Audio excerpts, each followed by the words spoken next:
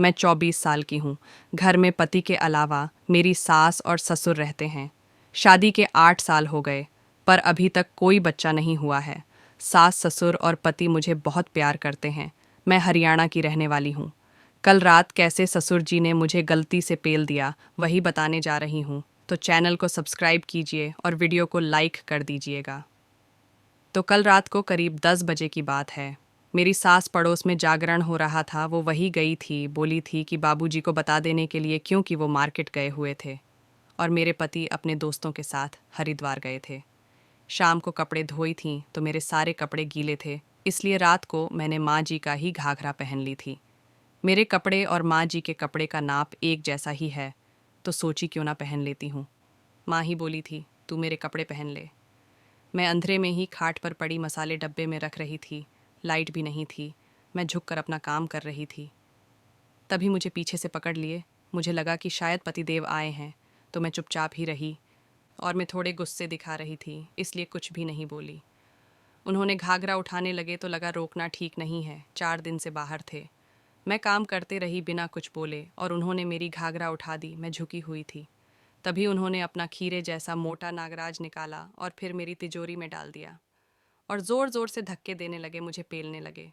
उनका बल्ला मोटा था और काफ़ी टाइट भी था, तो मैं कुछ बोलने ही वाली थी कि उन्होंने बोला, चुप रह और आवाज़ मत कर, बहू आ जाएगी, मुझे निपटाने दे। मुंह से शराब की बू आ रही थी। मैं समझ गई कि बाबूजी हैं और मुझे माँ जी समझकर पेल रहे हैं। तभी मैं एक झटके से खड़ी टीढ़ी हो गई। बोली, बाबूजी आप? वो बोले, बहू तुम? अब क्या बताऊं दोस्तों, मैं काठ की तरह हो गई थी।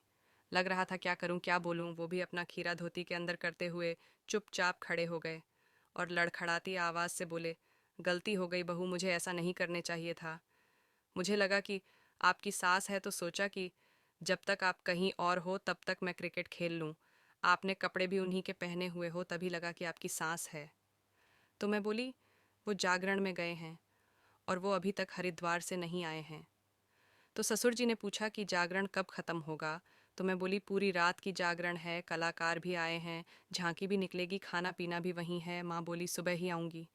और मैं वह से चली गई और बोली, हाथ मुंह धो लो, खाना निकालती हूँ।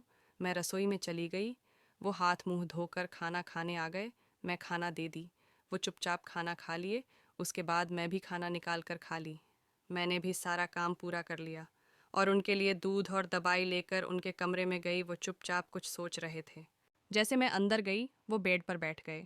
तकिए के नीचे से उन्होंने एक सोने का कंगन निकाला और मुझे दे दिया। उन्होंने बोला, पहन ले, आज ही मैंने किसी से खरीदे हैं, उसको पैसे की ज़रूरत थी। 2 लाख का कंगन मुझे सिर्फ 1 लाख में मिल गया है। तू पहन ले, मैं तो तुम्हारे सास के लिए लाया था, पर अब तू रख। मैं खुश हो गई। बोली, माँ जी कुछ बोलेगी तो नहीं? तो उन्होंने कहा, नहीं नहीं, मैं कह दूंगा मैंने दिया है। उन्होंने कहा, पर बहू, ये बात किसी को बताना नहीं जो अभी 1 घंटे पहले हुआ था, नहीं तो हम दोनों की नाक कट जाएगी। मैं बोली, ना बाबूजी, आप चिंता नहीं करो, मैं किसी से नहीं कहूंगी। आपने तो मेरी मुंह ही बंद कर दिया है कंगन को देकर। इतना बोलते ही बाबूजी बोले, तो फिर आज कोई घर में नहीं है, सिर्फ आज के लिए तू मेरे साथ सो जा, ऐसे और भी कंगन ला कर दूंगा। मैं सोची पेलना था, तो उन्होंने पेल ही लिया। अब तो बस एक रात की बात है, मुझे और भी कंगन मिल जाएंगे, तो क्यों ना और भी क्रिकेट खेल लूं। मैं बोली, पर बस आज रात के लिए। बाबूजी बोले, हाँ हाँ बिल्कुल, आज रात के लिए ही बस। असल में जब मैंने तुम्हारे तिजोरी में खीरा घुसाया, तो तेरा तिजोरी का ताला बहुत जाम था, काफी टाइट था, और तुम्हारे सासू माँ का तिजोरी तो काफी ढीली है। जब मैं तुम्हें पेल रहा था तो लगा था इतनी टाइट तिजोरी कैसे हो गई, तो सोचा हो सकता है शराब के नशे में ऐसा लग रहा हो।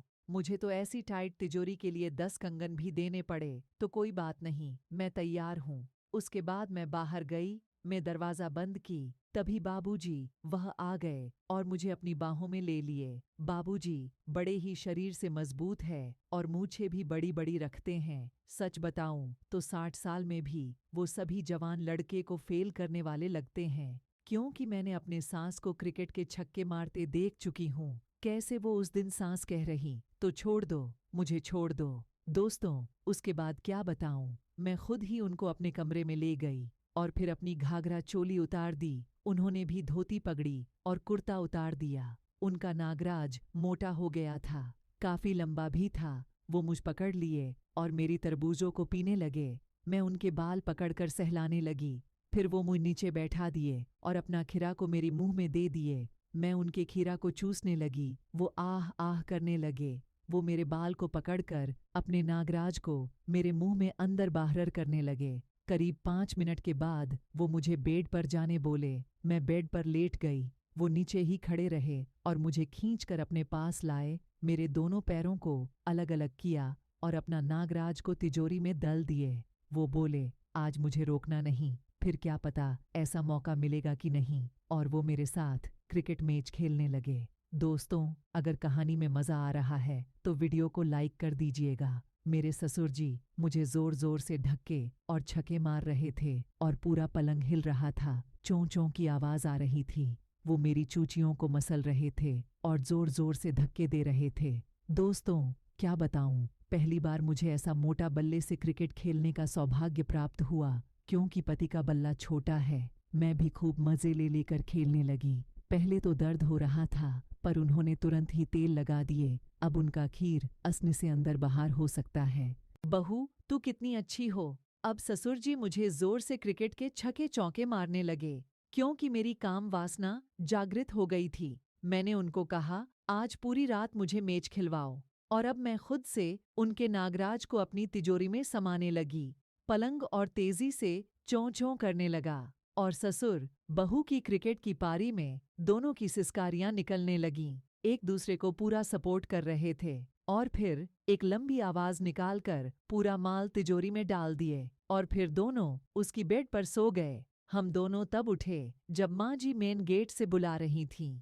हम दोनों जल्दी उठे। सुबह के करीब 5 बज गए थे। वो अपने कमरे में चले गए सोने का नाटक करने और मैं दरवाज़ा खोली। आशा करती हूँ कि आपको मेरी यह कहानी अच्छी लगी होगी। और दोस्तों, मेरी कहानी किसी की व्यक्तिगत जीवन से संबंधित नहीं रखती। यह सिर्फ काल्पनिक कहानी है जो किसी भी धर्म, जाति, समाज, रिश्ते को ठेस पहुंचाने के लिए नहीं है। इस कहानी को सिर्फ मनोरंजन के भाग से ही सुनिए और कहानी का आनंद लीजिए।